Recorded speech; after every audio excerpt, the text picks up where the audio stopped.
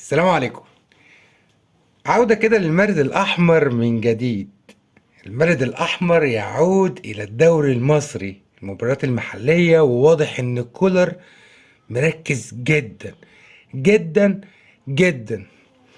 الأهلي أيها السادة يفوز 5-1 بخماسية ثقيلة جدا على بلدية المحلة، الفريق اللي أنا شايفه أكحل فريق ممكن تواجهه في الدوري المصري.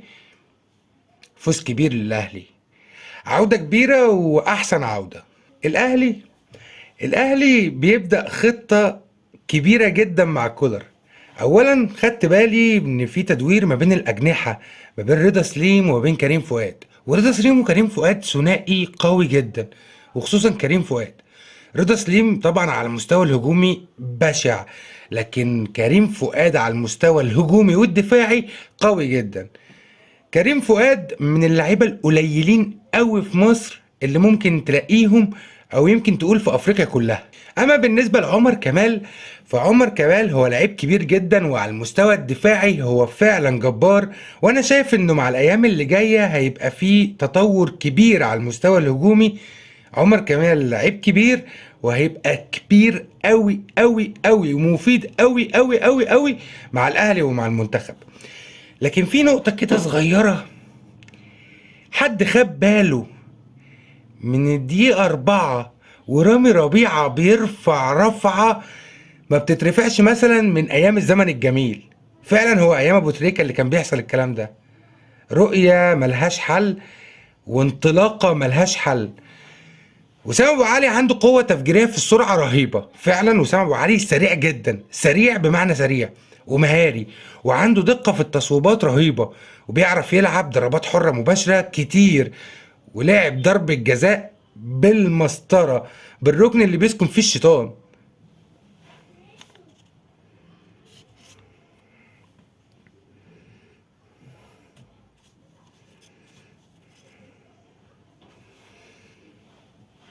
عمر كمال عمل ثرو لرضا سليم اللي كان بيريحها لوسام بن علي. وسام بن علي بسرعته كان سبق الكوره، وصلت قفشه جه يشوطها بلوك قوي جدا من اتنين مدافعين، وصلت لكريم فؤاد اللي عملها قذيفه قويه جدا في الضيقه، سكنت الشباك. وكانت جمله ولا اروع، وواضح ان الجمله دي اتلعب بيها كتير جدا طول الماتش، وواضح ان الجمله دي كولر محفظها للعيبه.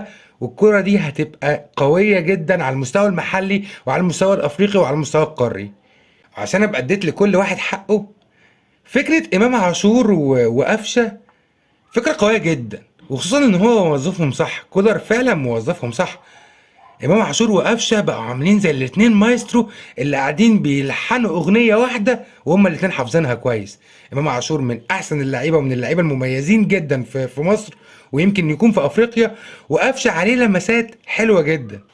وبالكلام على امام عمل حته اسيست لرضا سليم اللي لعبها بشماله في الضيقه، ولا اروع ولا اروع.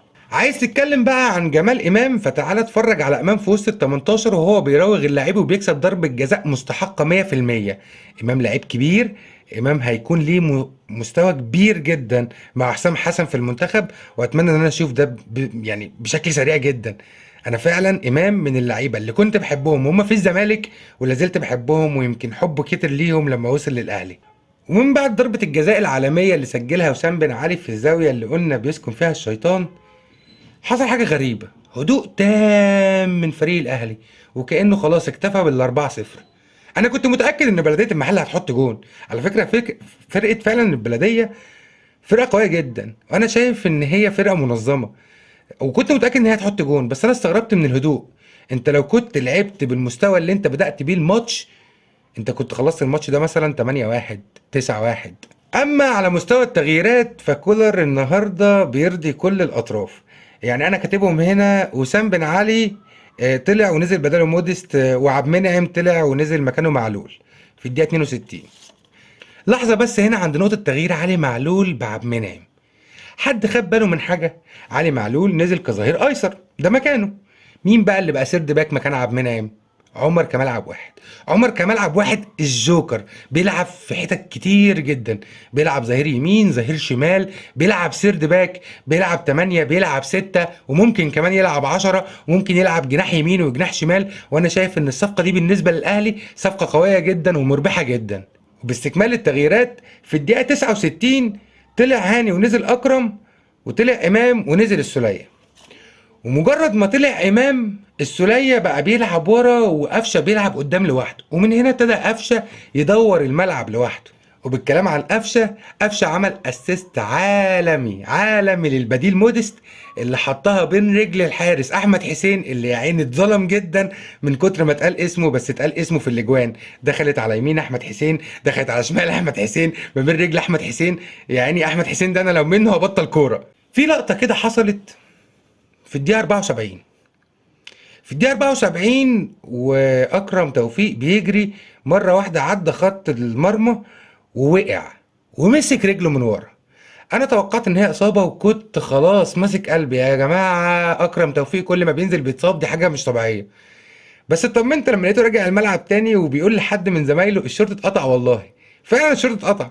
بس الشورت لما اتقطع في الدقيقة 74 راح عشان يغير الشورت، وجاله حد من الجهاز الفني وجاب له شورت ولبس الشورت، طلع الشورت مكتوب عليه رقم تاني مختلف. ولما نزل في الدقيقة 78 اللي هو بعد 4 دقايق من وقت المباراة والاهلي بيلعب ب 10 لعيبة بس، جه الحكم طلعه بره عشان خاطر الشورت عليه رقم مختلف، وده من حق الحكم. طلع بره كمان دقيقتين، ما تفهمش بقى هو خيط الشورت ولا جابوا له شورت منين، ولبس الشورت وبقى ونزل في الدقيقة 80. وكده فضل الاهلي يلعب 6 دقايق 10 لعيبة على نفس الريتم. انا شايف ان الاهلي كان يقدر يزود حصيلته من الاهداف، بس الحمد لله. ومع اخر تبديلات الاهلي في الدقيقه 82 كريم فؤاد بيطلع وبينزل الشحات.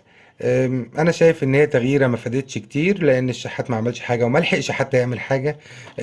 بل في الدقيقه 85 بتيجي ركله جزاء لبلديه المحله عن طريق لمس الكوره لكوع كريم نيدفيد. كريم نيدفيد اللي انا مش فاهمه، يعني كريم نيدفيد مع فرق كتير في الدوري المصري كان كويس جدا، واخصهم يعني فيوتشر. بس انا مش فاهم، يعني انت يا كريم في ايه؟ انت مش عايز تلعب في الاهلي؟ يعني انا مش عارف، انت مش عايز ولا مش عارف تلعب في الاهلي؟ فعلا كريم نيدفيد في كام لقطه كده حصلت في الملعب غريبه، كل ما حد يجي يخش عليه كريم نيدفيد بيقع. كريم نيدفيد ما بيعرفش ياخد واحد على واحد. كريم نيدفيد كل ما بيمسك الكوره بيبقى عايز يرقص واحد ويباصي، لكن فكره ان هو ما رقصش ما يباصيش، وده بيخلي الكوره تتقطع. طب وبعدين؟ يعني انت لازم ترقص حد؟ فعلا كريم نيدفيد نقطة استفهام كبيرة بالنسبة لي، بس ان شاء الله كولر يحاول يوظفه ويحاول يطوره، وهيكون ليه مستقبل كبير مع الاهلي. طبعا ركلة الجزاء اتنفذت في الدقيقة 86، احرزها بلدية المحلة. مش فاكر حتى والله مين اللاعب اللي احرزها، انا فاكر احمد حسين بس من بلدية المحلة. احرزها عشان تبقى الهدف الوحيد وهدف حفظ ماء الوجه قدام الاهلي، ليفوز الاهلي بخماسية مقابل هدف. وانا كنت بصراحة من الدقيقة 86 لحد الدقيقة 92 كنت مستني الهدف السادس عشان يبقى 6-1. بس الحمد لله فوز كبير. وان شاء الله دي بداية قوية. الاهلي هو الفريق الوحيد اللي ما اتهزمش في الدوري المصري لحد دلوقتي. هو لعب 7 ماتشات، كسب منهم 5 وتعادل 2 بدون هزيمة. وان شاء الله الدوري اهلاوي، وان شاء الله ربنا يوفقنا في افريقيا. شكرا جزيلا ليكم. كان في مسابقة للي هيتوقع صح هيبقى عنده هدية. للأسف مفيش ولا واحد توقع 5-1، حتى أنا متوقعتهاش. إن شاء الله في الأيام اللي جاية والماتشات اللي جاية هيبقى فيه برضو جوائز. تابعوا الفيديو القصير اللي بينزل قبل كل مباراة، واتفرجوا على الفيديو الطويل عشان هنعلم فيه النتائج. شكرا جزيلا ليكم. كان معاكم محمد عادل. ما تنسوش بقى فولو لايك وكومنت لو انت بتشوفنا على الانستجرام او فيسبوك، ولو انت بتشوفنا على اليوتيوب يبقى سبسكرايب ولايك وكومنت. شكرا جزيلا ليكم، واتمنى ان انا اكون بتطور بشكل سريع. سلام.